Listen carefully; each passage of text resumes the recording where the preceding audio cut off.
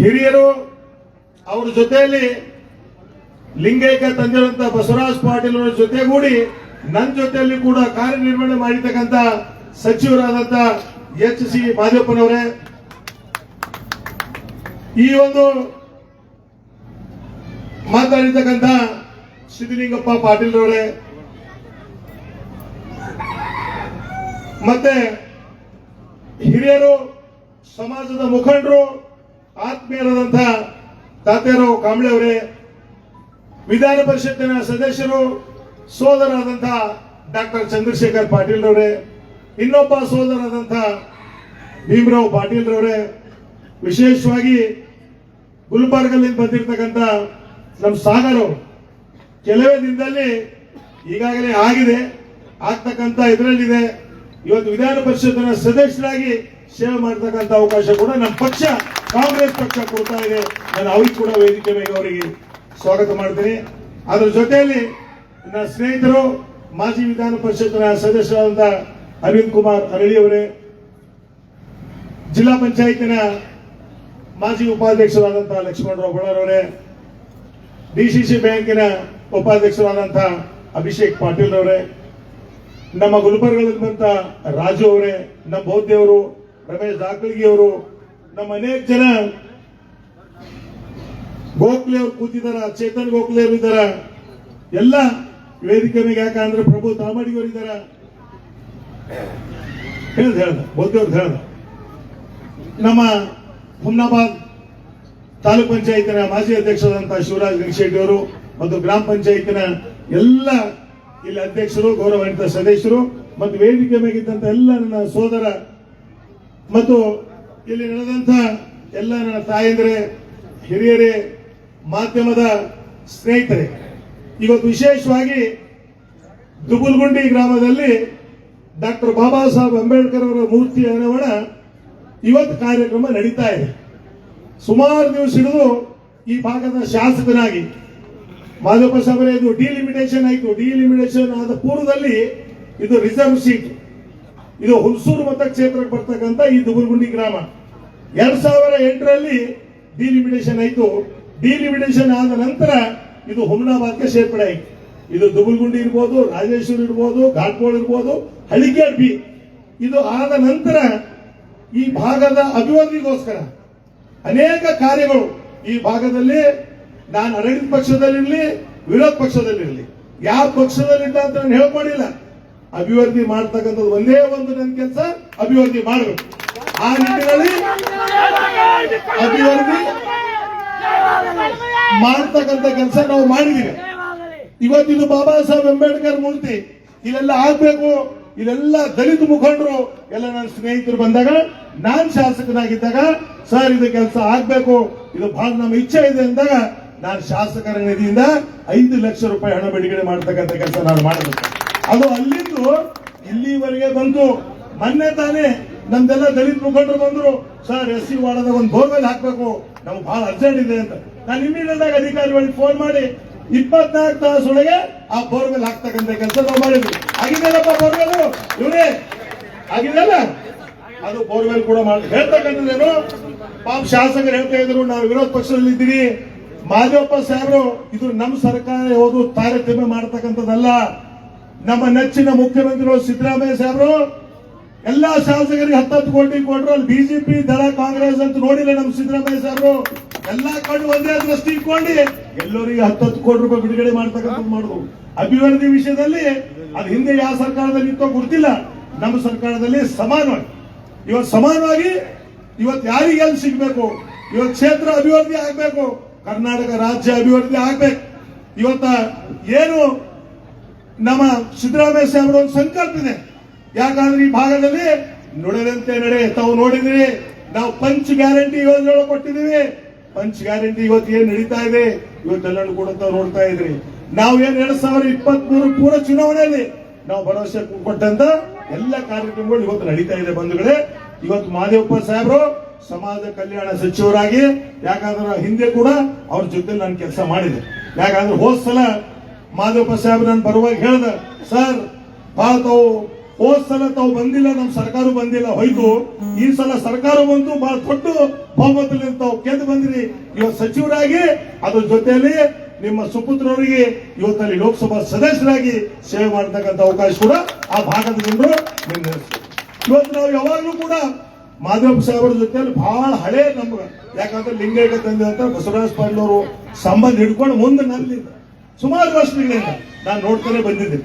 ಇವತ್ತ ಸರ್, ಇಲ್ಲಿ ದುಗುರುಂಡಿ ಗ್ರಾಮದಲ್ಲಿ ಏನು ಅಂಬೇಡ್ಕರ್ ಭವನ ಆಗ್ಬೇಕು ಅಂತ ಈ ಜನರ ಆಸೆ ಇತ್ತು.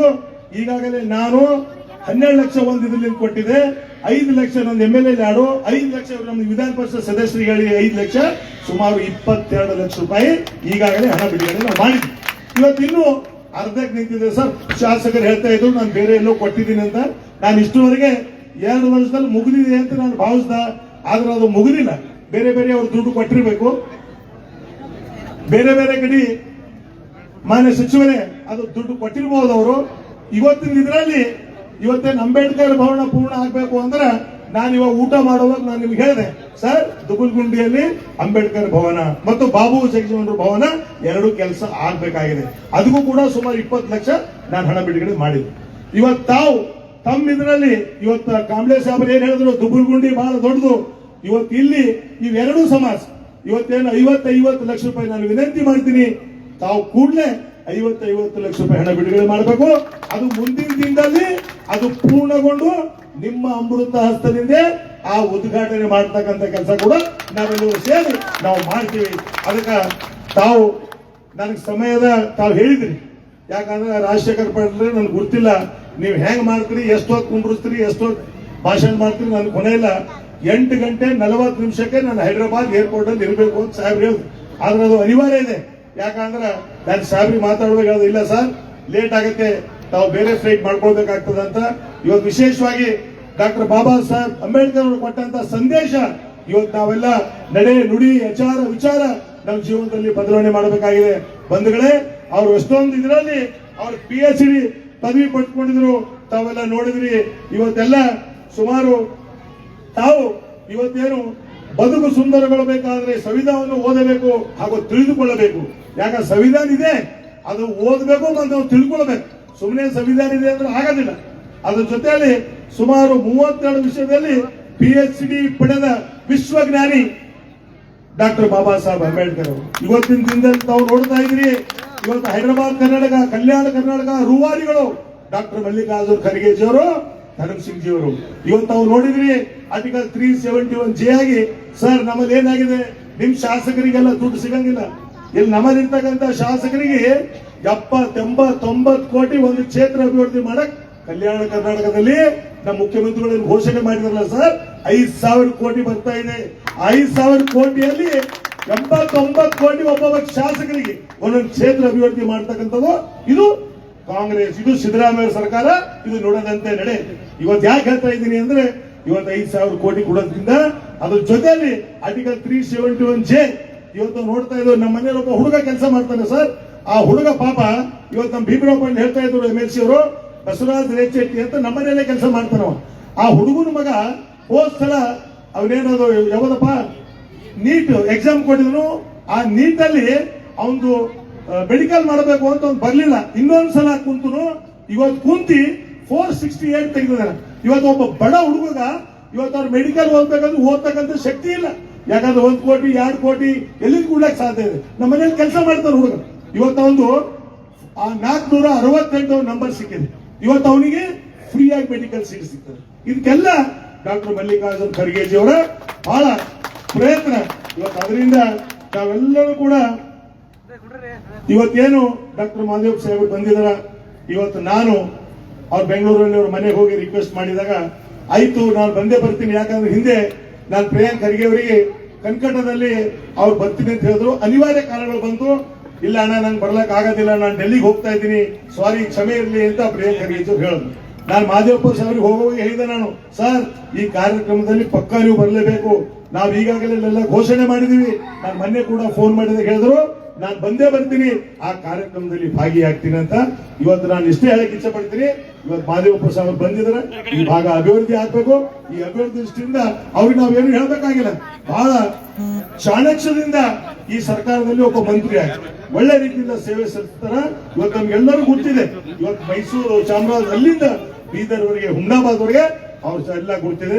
ಅದಕ್ಕೇನು ತಾವೆಲ್ಲರೂ ಸೇರಿ ಇವತ್ತೇನು ನಾನು ಒಂದೇ ನಿಮ್ಮಲ್ಲಿ ವಿನಂತಿ ಮಾಡ್ತೀನಿ, ಗುಣಮಟ್ಟದ ಶಿಕ್ಷಣ ಕೊಡಿ. ನಿಮ್ಮ ಮಕ್ಕಳಿಗೆ ಬಾಬಾ ಸಾಹೇಬ್ ಏನ್ ಹೇಳಿದಾರ, ಶಿಕ್ಷಣ, ಸಂಘಟನೆ, ಹೋರಾಟ, ಮೊದಲನೇ ಆದ್ಯತೆ ತಾವು ಶಿಕ್ಷಣ ಕೊಡಿ. ಆ ಶಿಕ್ಷಣದಿಂದ ಬಲಿಷ್ಠಾದ್ರು ಅಂದ್ರೆ ನೀವೇನು ಮಾಡಬೇಕಾಗಿಲ್ಲ, ಯಾವುದು ಆಸ್ತಿ ಪಾಸ್ತಿ ಬೇಕಾಗಿಲ್ಲ. ಯಾಕಂದ್ರೆ ಒಬ್ಬರು ಬದುಕು ಅವ್ನಿಗೆ ಹ್ಯಾಂಗ್ ಬದುಕಬೇಕು ಎಂಬುದು ಅವನಿಗೆ ಗೊತ್ತಾಗುತ್ತೆ. ಅದು ಮಾತ್ರ ದಯಮಾಡಿ ತಾವು ತಾಯಂದ್ರೆ ಕೂತಿದ್ರಿ, ತಮ್ಮ ಮಕ್ಕಳಿಗೆ ಗುಣಮಟ್ಟದ ಶಿಕ್ಷಣ ಕೊಡಿ. ಇವತ್ತೆಲ್ಲರಿಗೂ ಕಾಯಿಸಿದೆ, ಡಾಕ್ಟರ್ ಆಗ್ಬೇಕು, ಇಂಜಿನಿಯರ್ ಆಗ್ಬೇಕು, IAS ಆಗ್ಬೇಕು, IPS ಆಗ್ಬೇಕು, ತಹಶೀಲ್ದಾರ್ ಆಗ್ಬೇಕು. ತಾವು ಮಾಡಿ ಅನೇಕ ಯೋಜನೆಗಳು ಈ ಭಾಗದಲ್ಲಿ ಸಿಗ್ತಾ ಇದೆ. ದಯಮಾಡಿ ಗುಣಮಟ್ಟದ ಶಿಕ್ಷಣ ಕೊಟ್ಟು ಓದಿಸ್ರಿ ಇಷ್ಟು ಹೇಳಿ, ಇವತ್ತು ವಿಶೇಷವಾಗಿ ತಾವೆಲ್ಲರೂ ಕೂಡ ಇವತ್ತ जब तक सूरज चांद रहेगा, जब तक डॉक्टर बाबा साहब अम्बेडकर जी का नाम रहेगा ಅಂತ ನಾನು ಹೇಳಿ, ವಿಶೇಷವಾಗಿ ಈ ಕಾರ್ಯಕ್ರಮ ನಿಯೋಜನೆ ಮಾಡಿರ್ತಕ್ಕಂಥ ಎಲ್ಲ ಗೌರವಾನ್ವಿತ ಅಧ್ಯಕ್ಷರು, ಯಾಕಂದ್ರೆ ನಾನು ಯಾರ್ದು ಒಬ್ಬರದ್ದು ಹೆಸರು ತೋಡಿಲ್ಲ. ಯಾಕಂದ್ರೆ ಒಬ್ಬರು ಹೆಸರು ತೋಡ ಅಂದ್ರೆ ನನ್ನ ಹೆಸರು ತೋಡ್ರು, ನಿಮ್ಮ ಹೆಸರು ತೋಡ್ರು ಅಂತಾರೆ. ದಯಮಾಡಿ ಎಲ್ಲರೂ ಬಹಳ ಪರಿಶ್ರಮ ಇದೆ ನಿಮ್ದು. ನೀವೇನ್ ಕೇಳಿದ್ರಿ, ನೀವೇನ್ ಹೇಳಿದ್ರಿ, ಸಂಪೂರ್ಣವಾದಂತ ನನ್ನಿಂದ ಸಹಕಾರ ನಾನು ಮಾಡಿದೆ. ಒಳ್ಳೆ ಕೆಲಸ. ಇವತ್ತೇನು ಎಲ್ಲ ರೀತಿಯಿಂದ ಸರ್ ನಾನು ಪೆಡೆಸ್ಟಲ್ ಮಾಡಬೇಕು, ಇದು ತನು ಮನ ಧನ ಎಲ್ಲ ರೀತಿಯಿಂದ ಸಹಾಯ ಮಾಡಿ ಇವತ್ತು ಕಾರ್ಯಕ್ರಮ ಕೂಡ ತಮ್ಮ ಅಮೃತದಿಂದ ಉದ್ಘಾಟನೆ ಮಾಡಿದ್ದಾರೆ, ಯಶಸ್ವಿಯಾಗಿದೆ. ನನ್ನ ಪರವಾಗಿ ನಿಮ್ಗೆಲ್ಲರಿಗೆ ಹತ್ಪೂರ್ವಕ ವಂದನೆ ಮಾಡ್ತೀನಿ. ಇವತ್ತೊಂದು ಬದಲಾವಣೆ ಬರ್ಬೇಕು ಸತೀಶ್. ಡಾಕ್ಟರ್ ಬಾಬಾ ಸಾಹೇಬ್ ಮೂರ್ತಿ ಅನಾವರಣ ಮಾಡಿದೀವಿ ಅಂದ್ರೆ ಬಾಬಾ ಸಾಹೇಬ್ ಅವ್ರು ಏನ್ ಸಂದೇಶ ಕೊಟ್ಟಿದ್ದಾರೆ ನಮ್ಮ ಜೀವನದಲ್ಲಿ ಅಳವಡಿಸ್ಕೋಬೇಕು. ನಾವು ನೀವೇನಾದ್ರೂ ಬದಲಾವಣೆ ತರಬೇಕು. ಇವತ್ತು ಬಾಬಾ ಸಾಹೇಬ್ ತಂದ್ರೆ ಅದು ಮಾತ್ರ ಎಲ್ಲರಿಗೂ ಒಳ್ಳೇದಾಗ್ತದೆ ಅಂತ ನಾನು ಹೇಳಿ, ಇನ್ನೊಂದ್ಸಲ ಮಾದೇವಪ್ಪ ಸಾಹೇಬರಿಗೆ ನನ್ನ ಪರವಾಗಿ, ಬಸವರಾಜ್ ಪಾಟೀಲ್ ಪರಿವಾರ ಪರವಾಗಿ ನಾನು ಕೋಟಿ ಕೋಟಿ ಅಭಿನಂದನೆ ಸಲ್ಲಿಸ್ತೀನಿ. ಯಾಕಂದ್ರೆ ಇನ್ನು ವಿಧಾನ ಪರಿಷತ್ತಿನ ಸದಸ್ಯರು ಕೂಡ ಮಾತಾಡಬೇಕು. ನಾನೇ ಅವ್ರಿಗೆ ಹೇಳಿದ್ದೀನಿ, ಅನಿವಾರ್ಯ ಸಮಯದ ಅಭಾವ ಇದೆ. ಅವರು ಇನ್ನು ನಾವು ಹಿರ್ನಾಳು ಮತ್ತು ಸಾಹೇಬರು ಹೈದರಾಬಾದ್ ಬೆಂಗಳೂರಿಗೆ ಹೋಗಬೇಕಾಗಿದೆ. ನಾನು ಜಾಸ್ತಿ ಮಾತಾಡಲಾದ್ರೆ ನನ್ನ ಮಾತಿಗೆ ಮುಗಿಸ್ತೀನಿ. ಜೈ ಹಿಂದ್, ಜೈ ಕರ್ನಾಟಕ, ಜೈ ಭೀಮ್.